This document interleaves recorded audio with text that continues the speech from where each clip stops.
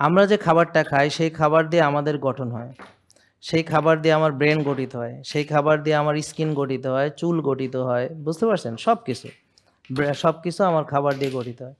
তাহলে এই খাবারগুলো যদি আমার সঠিক না থাকে তাহলে আমরা গঠন হব ভুলভাবে। যেমন আমি যদি ধরেন ফার্মের ডিম খাই, যেই ডিমগুলো হচ্ছে চাষের মুরগি যেগুলো ফিড খায়, তা এখন ওই মুরগির ডিমে কতটুকু পুষ্টি আমি পাবো, আর ওই যে মুরগিটা খেলে কতটা ভালো কোয়ালিটি আমি মাংস পাবো। তাহলে আমরা ধরেন একটা দেশি যদি গরু, যে গরুটা ঘাস খায়, যে গরুটা চরে বেড়ায়, যে গরুটা রোদ্রে যায়, হ্যাঁ, তাহলে এই গরুটা যেটা দেশি জাত, তো গরুটা কিন্তু ছোট, কিন্তু মাংসের কোয়ালিটি অনেক ভালো।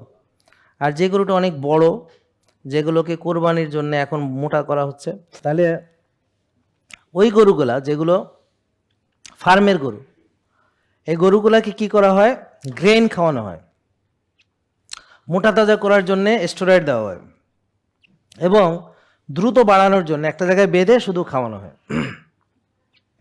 কোরবানিতে বড় হবে, সাইজে বড় হবে, ওজনে বেশি হবে, দামে বেশি হবে। ওই গরু খেলে আমরা রুগী হব, আমার হার্ট অ্যাটাকের ঝুঁকি, ক্যান্সারের ঝুঁকি বাড়বে। ওই গরুর তেল আমার শরীরকে ক্ষতিগ্রস্ত করবে, কারণ ওখানে ওমেগা 3 এবং সেক্সের রেশিওটা এটা অল্টার্ড হয়ে যায়। ওই গরুর মাংস খেলে আমার প্রদাহ হবে, ওই গরুর মাংস খেলে বা ওই চর্বি খেলে আমার রক্তনালীতে ব্লক হওয়ার সম্ভাবনা তৈরি হবে, ওই গরু খেলে আমার পেটেরও সমস্যা হতে পারে, ক্যান্সারও হতে পারে। এই জন্যে ওই ধরনের গরু যারা খায় তাদের উপর গবেষণা করে তারা বলছে রেড মিট খেলে এই এই এই হয়। জেকে লাইফস্টাইল লিমিটেড, ওষুধ মুক্ত সুস্থ জীবন।